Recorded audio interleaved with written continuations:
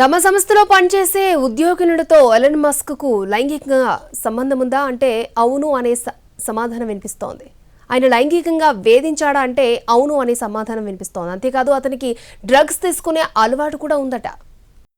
ప్రపంచ సంపన్నుల్లో ఒకరైన Elon Musk లైంగిక కోరికలు తీర్చమంటూ తమ సంస్థలో పనిచేసే ఉద్యోగుల్ని ఇబ్బంది పెట్టారట. ఆఖరికి ఇంటర్న్ కోసం వచ్చిన వాళ్ళను కూడా మస్క్ వదలలేదు. లగ్జరీ ఎలక్ట్రిక్ కార్ల కంపెనీ టెస్లా, అంతరిక్ష యాత్రలకు రాకెట్లను సమకూర్చే SpaceX, social media platform ఎక్స్లకు అధినేత అయిన ఎలన్ మస్క్ తమ సంస్థల్లో పనిచేసే మహిళలకు ఇబ్బందికర వాతావరణం సృష్టించాలనే ఆరోపణలు ఎదుర్కొంటున్నారు. గతంలో ఎలాన్ మస్క్ కంపెనీలో పనిచేసి వెళ్లిపోయిన మహిళల నుంచి వాల్ స్ట్రీట్ జర్నల్ వివరాలు సేకరించింది.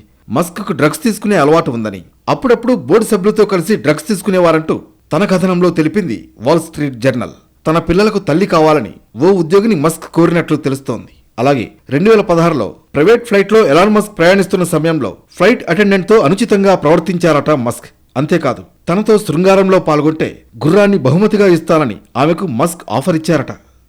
2017లో స్పేస్ ఎక్స్లో ఎలాన్ మస్క్ నేతృత్వంలోని ఎగ్జిక్యూటివ్ టీంలో ఓ యువతి ఇంటర్న్గా చేరింది.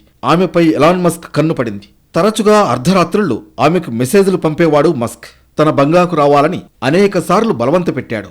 మొదట్లో తన ఉద్యోగం పట్ల చాలా ఉత్సాహంతో ఉన్న ఆ యువతి మస్క్ ప్రవర్తన వల్ల తీవ్ర అసౌకర్యానికి గురైంది. తనతో కలిసి పిల్లల్ని కనాలన్న ప్రతిపాదనను ఆమె తిరస్కరించింది.